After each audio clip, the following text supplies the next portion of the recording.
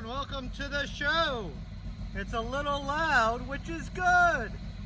I might have already introed the show, I don't know. But here's what we're doing.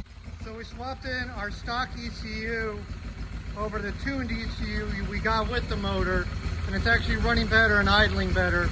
So we're calling that a win.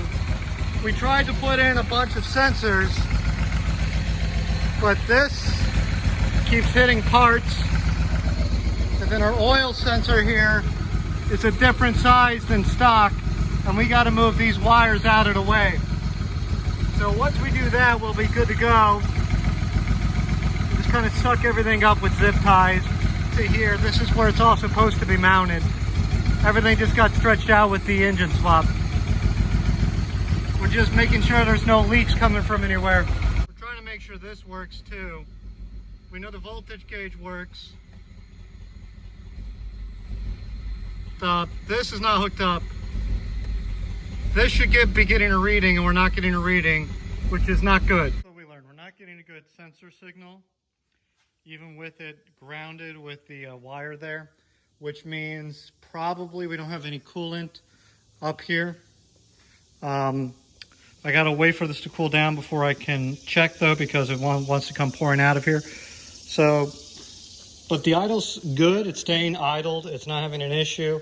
It is running probably a little rich. We're not getting any sensor signal up front here to the cluster, which makes me want to figure out what exactly is going on with the cluster. But, you know, at least it is currently drivable. Like if we needed to escape and this was the only car, we could do it. It wouldn't be pretty. I don't know how far we'd get, but we could do it. Here's our idle air control valve. Yeah, that's messed up. It doesn't move, it doesn't adjust, it's all covered in carbon. So we got a new one. We put it in. Jamma takes a giant ass bolt. I think it's 32 millimeters. So, and it's got a little protrusion on the side that makes it so it doesn't want to fit. Yeah, see this one, you can see where the set pin sits proud in a couple spots on the new one. So that was fun, but it's in and it should work. So let's see. We're still having a hunting idle, which is a little weird. We might try swapping the ECUs back to what came with the car. Might fix it, might not, we'll see. So as to be expected, the ECU that came with this idles a lot better once we got a new idle air control valve in it. So that's good. So we can put together the interior and we can get, it's hot out here. It's Maryland and it's August. Yeah. Or is it July? Time has no meaning anymore. Okay, spoke too soon. That just died. The cluster is sitting here along with a extra tack. I soldered some joints on the tachometer over there,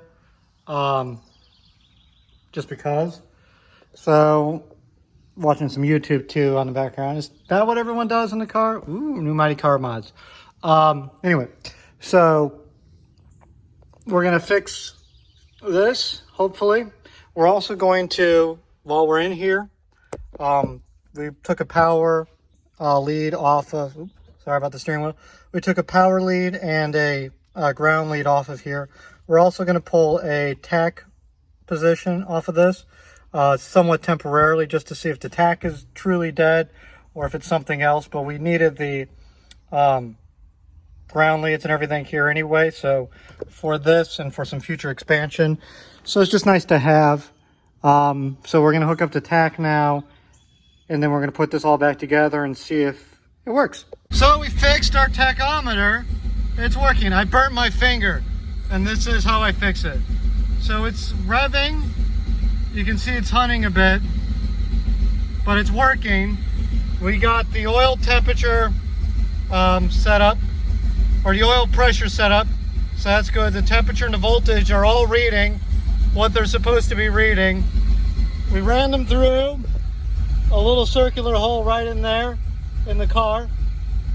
That was causing the tack to not work is this right here has been was disconnected. This is where the tack filter lives. So we got to wire that up permanently, but at least it's working. We got a lot of mounts, or one big mount that's missing. We need to fix that.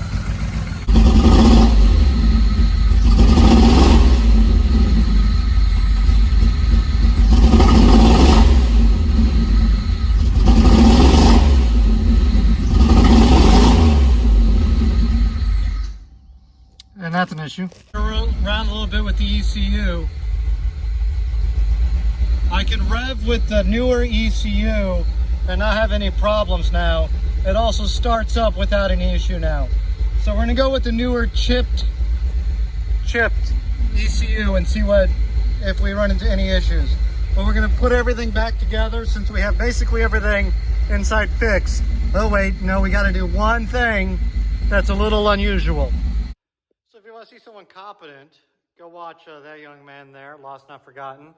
But the unusual thing we're putting in here that I just left off on, we're gonna put a thermostat in that actually reads Celsius because I'm a silly man, in the engine bay, right in here. So it's just gonna be hanging out, little sensor, ding-a-ling, over here, just so we can keep track of what's going on in the engine bay. And I'm thinking we're gonna leave the other one inside the interior so we can kind of get a differential on the temperature and see what's going on. We might run it out into here. I still haven't made up my mind on that, just to kind of get a good, we'll probably do that. We'll probably run it out into here is I think what I just made my mind up on. But what we're doing is we have wired up our fan relay. So we got our relay here. The white wire that is currently hooked up is going all the way back to our temperature sending unit, which is coming out of our water pump right there. It's kind of hard to see. So it's hooked up to that. So we can get a good temperature sending right from the horse's mouth. Vaguely wired in to everything. We're gonna hook up all the electronics here once we get the engine up to temperature. It's currently nighttime out, so I don't really want to run the car and get it all heated up and wake up the whole neighborhood. It's not how you make good friends. So we're gonna work on putting together the dash, getting all that back together, just so I can kind of sit in there without tripping over all the wires. That'll be fun. Once we get that done, we're gonna work on getting the engine mounts all hooked up. We gotta get our dog bone, which is the bit that goes right in there. Probably get the stock intake, hook the brakes back up, fix the brake line, and we should be good to go. So I think that's enough for this episode. Yeah, so do YouTube-y things. All right, thanks so much for watching. This is touching that. I wonder if that's why that was causing a grounding issue. So that's interesting. So let's not have exposed wires dangling. All right, yeah, do YouTube-y things. All right, love you all. Bye.